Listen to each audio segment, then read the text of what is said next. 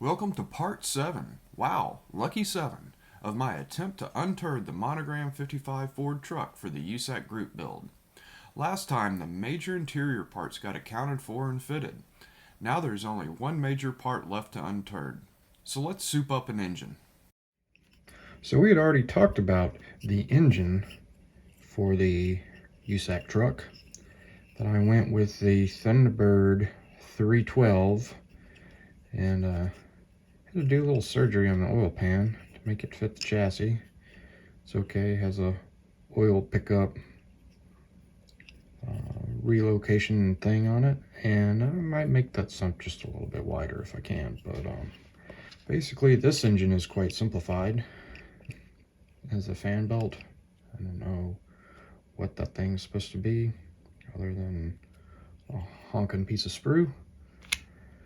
The air cleaner kind of looks like a sombrero, and this is supposed to be some sort of gasket material like the real engine, and it goes on the block that is supposed to be a carburetor. All right, and I think it has a distributor that goes back here. It has some pretty nice valve covers. That is a plus. It has some kind of round chromium doodad that goes on that little thing, and of course it has some exhaust manifolds. And I think that's about it as far as what goes on this. So I don't know, you know, it's okay, but I have this thing when I'm building models. I mean, it's a little plastic engine and it can be anything that you want it to be, and with all of the parts out there, you know, if I'm going to build an engine, it needs to have a supercharger, because, you know, superchargers are cool. So I went going through my parts box, and you know, everybody knows what this thing is, or I guess you do, maybe you don't, but that is a Latham supercharger, and it is typically found in the AMT double T kits, I guess, but they kind of mount like this, somewhere around there, and then, you know, you got these belts that go somewhere in there. Hold on. You know how this stuff goes together. You got that. You know, it's kind of hard sometimes to see it through the camera, which is why I typically don't build through a camera, but how can I show you guys how this goes together otherwise? Anyway, you get the picture. It's something like this. Dude, nope. Oh, there we go. Finally, it's there. And then this piece would go somewhere like that. Basically, how these things work is that little end piece is its axial flow. The air gets sucked in on these and driven through here, and it blows out just on a little piece on the bottom. I put one of these on my gold 32 Ford Roadster, and so that'll go there, and it has this belt that then drives it, but as you can see, it's kind of, there's a gap. We got to work on that. Okay, so this is sort of what we've done now. Is zipped off the carburetor molded in block thing, and did a little bit of work on the supercharger. Kind of cleaned up some of the mold lines that go around. This thing has like a real heavy sink mark in the back. A little bit of it's still there, but you don't really see that much of it when it gets in the car, so I don't know how deep I'm gonna go. I've extended the snout a little bit so it lines up, and then this doodad here is a piece of evergreen I carved to be a bracket for the pulley. And then if you look real close, what I'll do, I've pinned it so it will attach to the intake manifold, as so. And then we can also have the belt, and it attaches just about where it needs to go most of the time. And then we can adjust the little bracket where it wants to play nice. So that all fits together. Something like that. And then, oh look, it's going to stay. And it's sort of playing nice as far as that bracket goes. Oh, did it just go where I needed to go? I think it just found its home. There we go. And so the Latham has carburetors that typically go this way. And since the due to all the modifications of the body, I have basically zero hood clearance, and so that's why this was kind of chosen. So what I had was this 6-carb intake, and I zipped one of them off. You can see they're kind of ugly with a big mold line going through there, so that's why these have been cleaned up, and I kind of hogged those out a little bit so I can flow some wash in there and they don't look, you know, like that. But out of whatever kit these came out of, that's what they look like. Maybe AMT 32 Ford, I don't know. They just came out of my parts box. And so I had 2 of them. And so these things, as you can see, they've also been pinned. And then they insert onto both sides of the supercharger,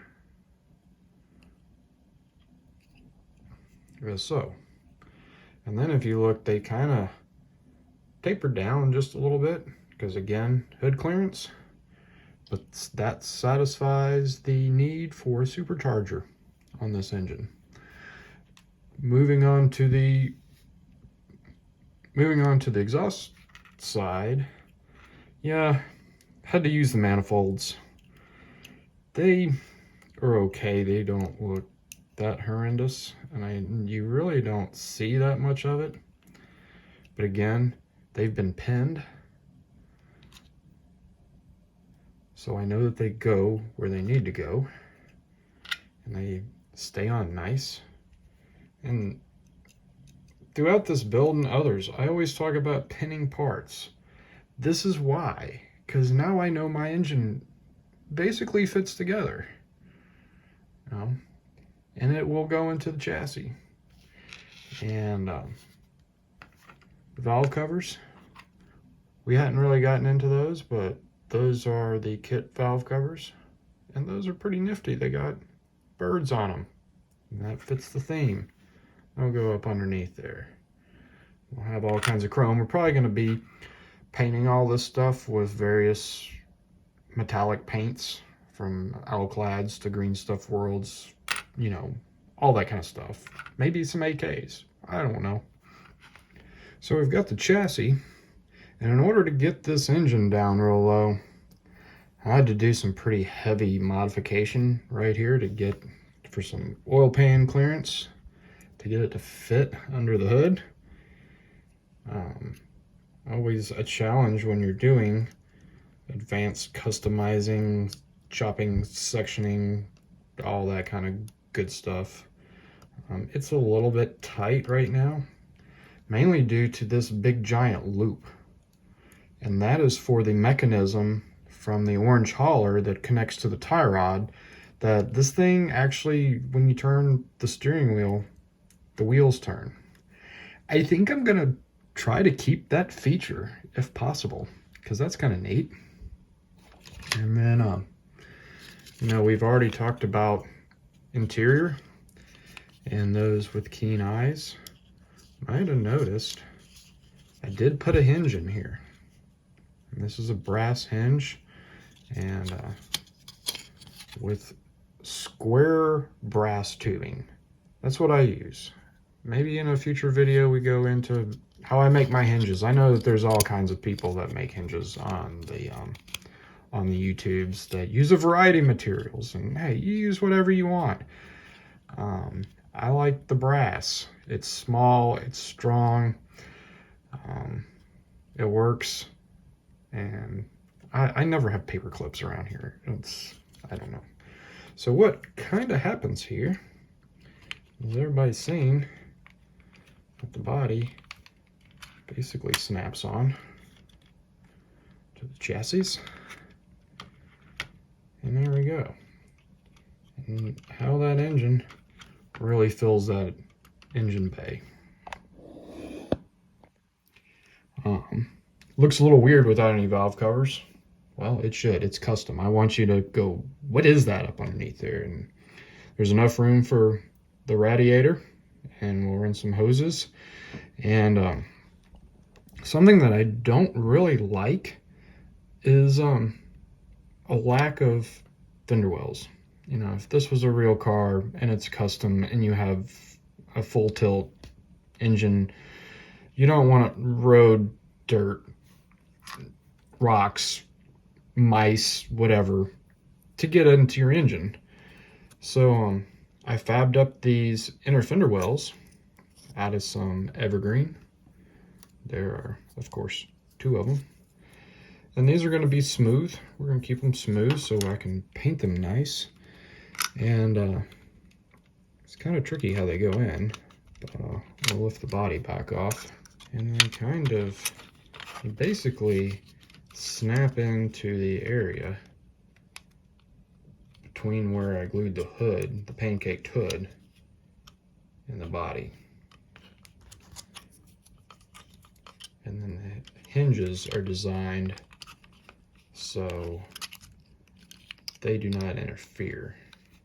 So I think they kind of go like that. And then we bring this back in.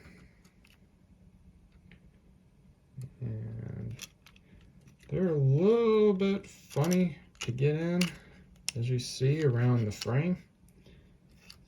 It's a little bit more difficult to do this on camera. There we go. The hinges still go down nice. Everything fits nice.